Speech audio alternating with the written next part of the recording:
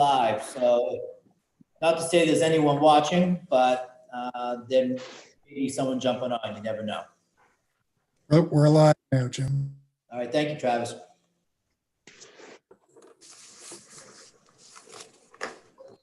Okay, we're back in regular session.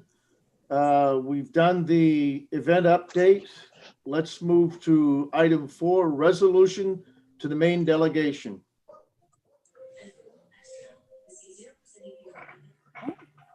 You're muted, Jim.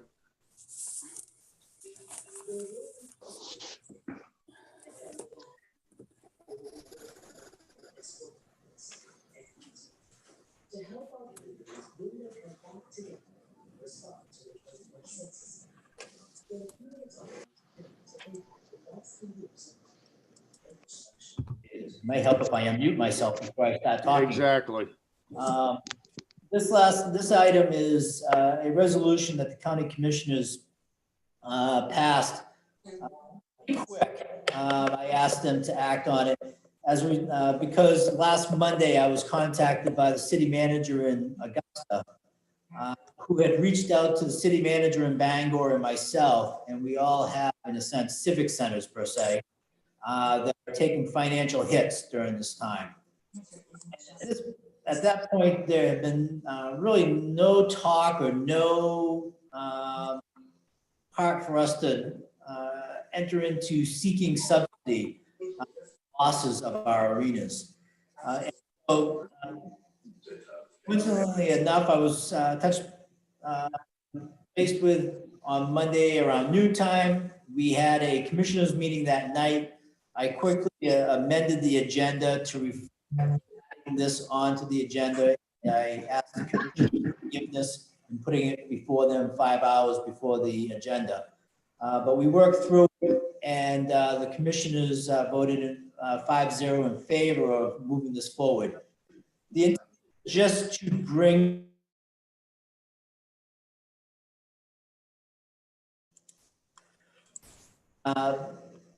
this sector, in terms of civic centers, have lost a significant dollar amount, whether you're Portland, Bangor, or Augusta. And each one of us has tailored this resolution to fit our needs. The ultimate intent was to pass this on to our delegation in Washington, to put it on their radar. As we all have read over the last 2 weeks, there have been a series of bills or acts passed down in Washington that are sending money in various ways. And if we can get our plea on the radar of some of our delegation down there, it's worthwhile. So that's all I really have. I apologize to the trustees that we did not have the time to kind of hold to this meeting, and as we were all trying to coordinate, the three of us, on getting that resolution acted on and sent to the delegation prior to the vote that took place over the last 24 to 48 hours by Congress. So that's all I have, really. I'll take any questions if anyone has any. Yeah, sometimes, Jim, time is of the essence, and I understand why you had to do what you do, but you never know, there might be a shot somewhere, so. Did we lose Melanie? Nope. No, I'm right here. Okay, We lost Alyssa, our corporation counsel. okay. Billy Whitten has texted me. He's having trouble getting back on. I don't know if it's his connection or what, but he's trying. And we lost Sue. Is Sue on?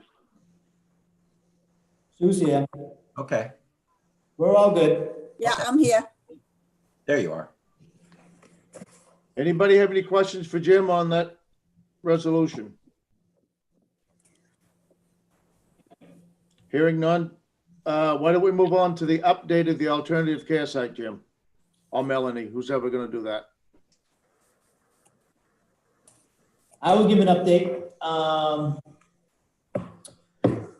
The quick and dirty is that Melanie and I have been on screech mode for about 2 weeks and working with the state of Maine on standing up a ACS, alternative care site. I will say that 2 weeks ago, that we were on a sprint to get things done, as they had a specific date that they wanted us to open up. But as time has gone by, that date has gone away, and it's more about getting the appropriate contracts in place and having discussions on mobilization and how that will be all coordinated than actually standing anything up at this time.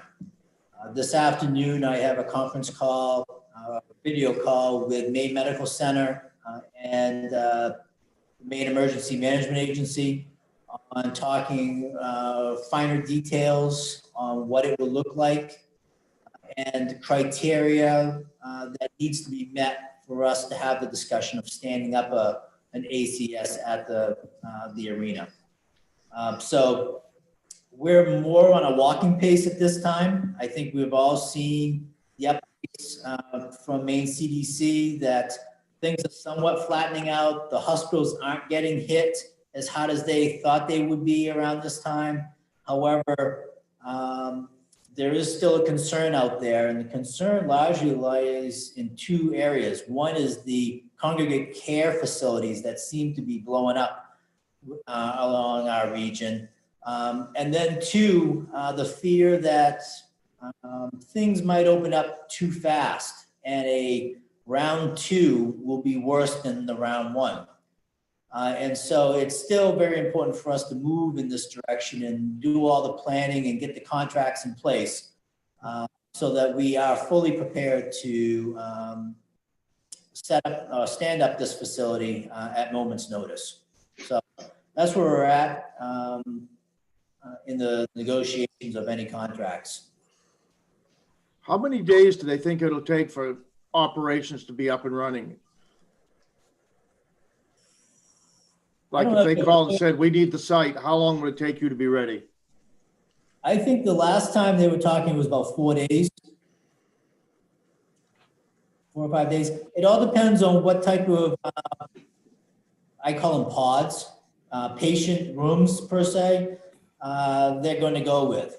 When we were first talking, it was more of a stud and sheetrock type approach, which was very interesting because I think that goes against everything we've seen on the news on how other arenas and conference centers have been set up.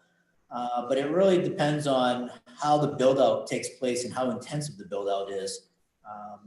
The National Guard has already been stood up, so they are just in the wings waiting, and all the supplies are sitting over at South Portland at the naval, not the naval, but the Air Force. Air Force base over there on Western Ave, Westbrook Street intersection.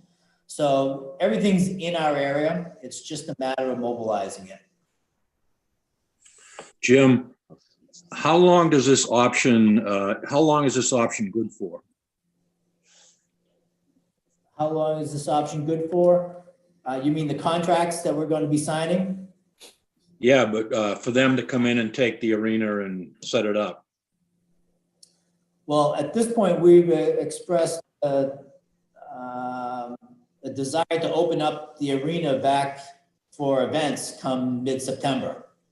And we do have some language between the contract of Spectra and the county that there would be a penalty if we start losing events because we're standing up a alternative care site. So I would say that, you know, our focus at this time is the next 4 months. And we have really not looked past that. Is Well, there something in this contract regarding it's got to be a declared state of emergency like we're in now by the governor? There is reference to both the state and federal state of emergencies, yes. Okay. I would be surprised, Jim. I think you're absolutely right. It's what might happen down the road. One of my other board assignments is I'm on the Mercy Hospital board, and we have a weekly update with the head of the hospital and the numbers at Mercy and what we're being told about northern Maine, the new title for Eastern Maine. The numbers in the hospitals throughout the state is quite low. Mercy's numbers are very, very low. Everyone has been surprised that the in-stay numbers, in-hospital stay numbers have continued to trend very, very low. Yeah. And the hospitals have also converted a number of rooms into intensive care rooms very quickly. And so that has added to the capacity.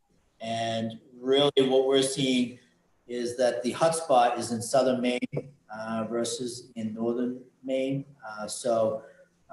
With the availability of rooms and the availability of significant supply of ventilators at this point, there's a level of comfort currently that we're managing those who are sick. And hopefully no unintended spikes happen in the next couple of weeks or months. I have a question for Jim. Jim, as a county entity, are we exempt from applying for any of the federal aid that's out there? No, we are one of the big shifts that took place within the first 72 hours was the pot of money that we were going to be having access to. We originally were going to be able to draw off from the Maine CDC's emergency funding that came from the federal government. They shifted that on us and have pushed us over to FEMA funds. And some of the greatest work at this point is, and I bet Joe can remember his days as city manager and working with FEMA and trying to get funds out of them.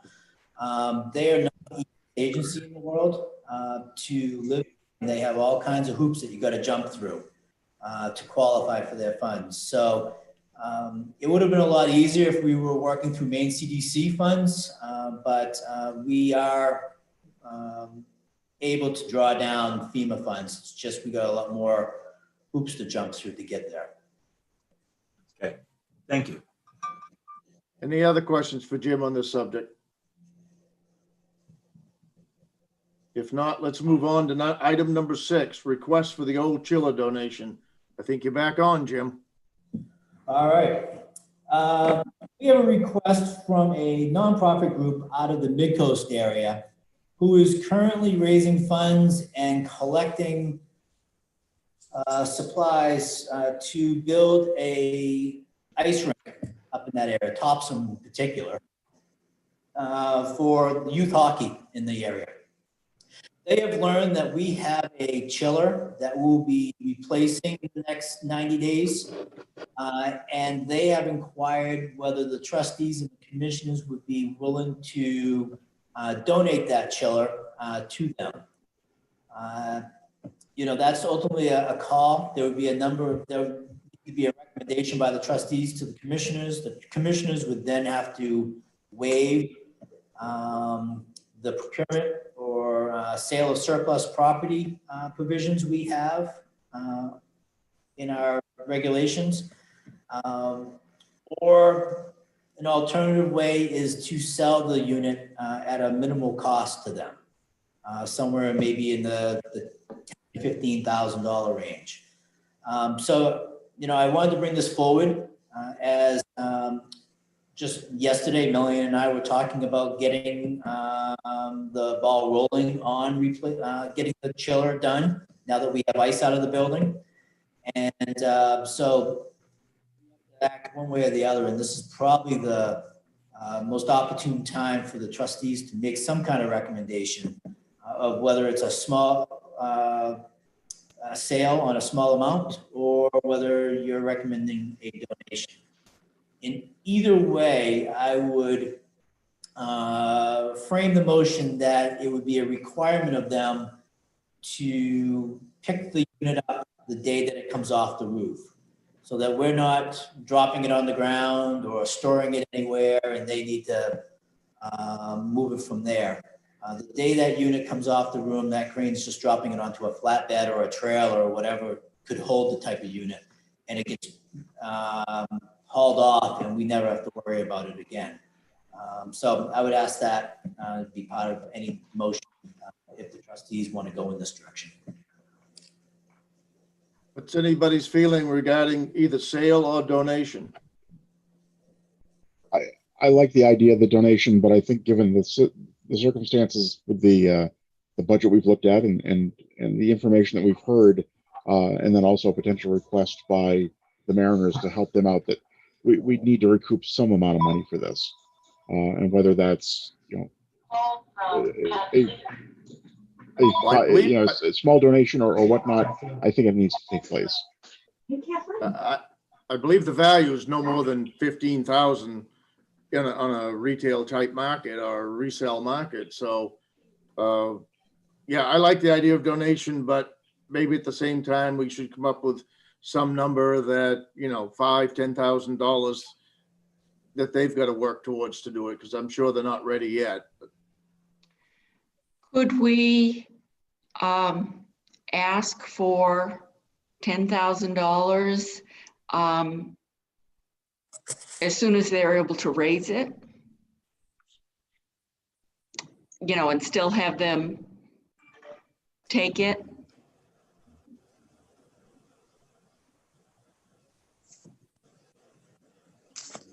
Anybody else have a comment regarding that?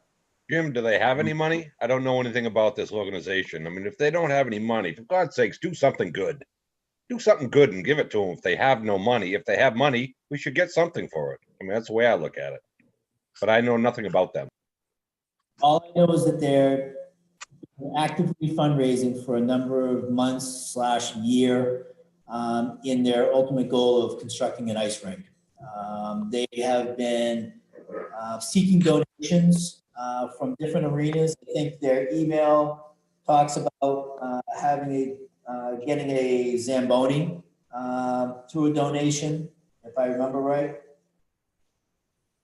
They've got a full set of boards and glass from donations, and they're using volunteer hours to set it all up. And we don't know how much they've raised to date? No. Okay. I just think a little goodwill goes a long ways. That's just my opinion. Yeah, I would agree with that. The other thing, though, given the time that this was first proposed and the times that we're in now, is this project still a go for them? I believe so. They haven't said otherwise. I will make mention that, and for what it's worth, there's a reason why we're replacing this chiller. And there's going to be a significant repair cost to this group when they get it up and running, or prior to them getting it up and running, because there are many games that we hold our breath that the chill is going to make it through the Mariners game, and we have staff well versed on how to resuscitate this thing, or that we have ice surface during the Mariners game.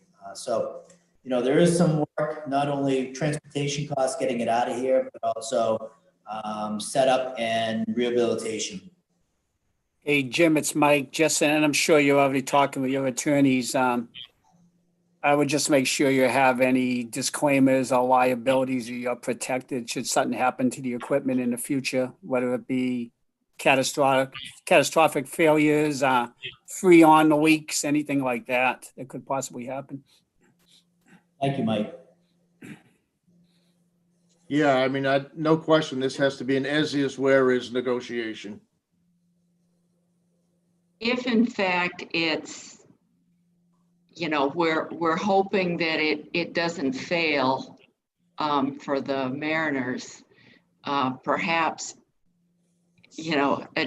just giving it to them with, as Tom says, where is, when is, and they haul it off when it comes off the building. I mean, I would support that. Yeah, I would agree. I would support that. Now that I know what the tenuous condition of it, if they're willing to take it and understand the situation, then so be it. I would give it to them. I would agree with that too. So my understanding is, would someone like to make a motion regarding that fact? I make a motion, we donate the dang thing. with the disclaimer that it's as is. And it'd be nice if they, maybe they could market the Mariners in their new rink a little bit for us. I'd second the motion.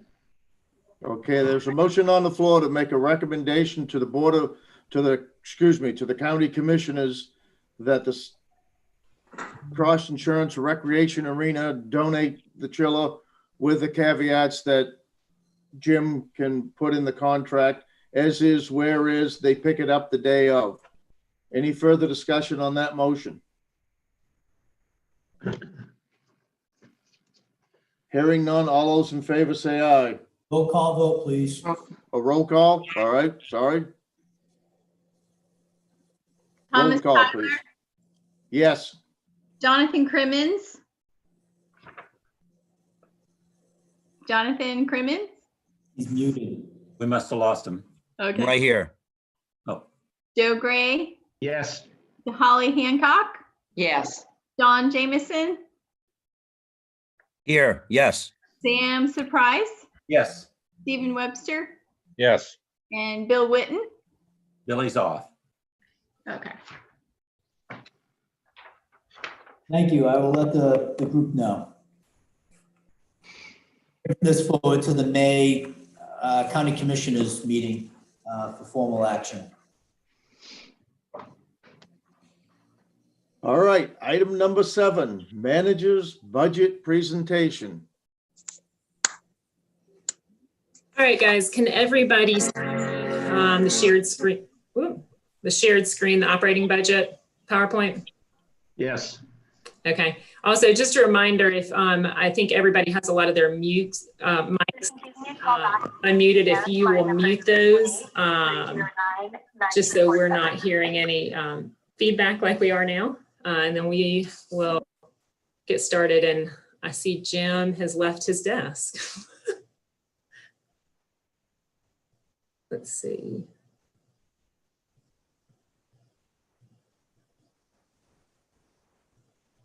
I will hang out for a second and see if Jim will come back in his desk, come back to his desk.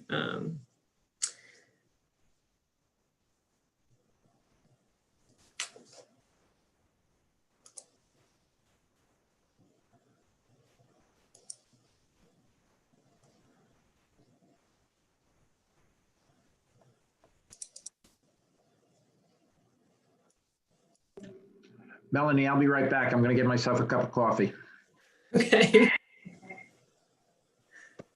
Joe, grab me one while you're out.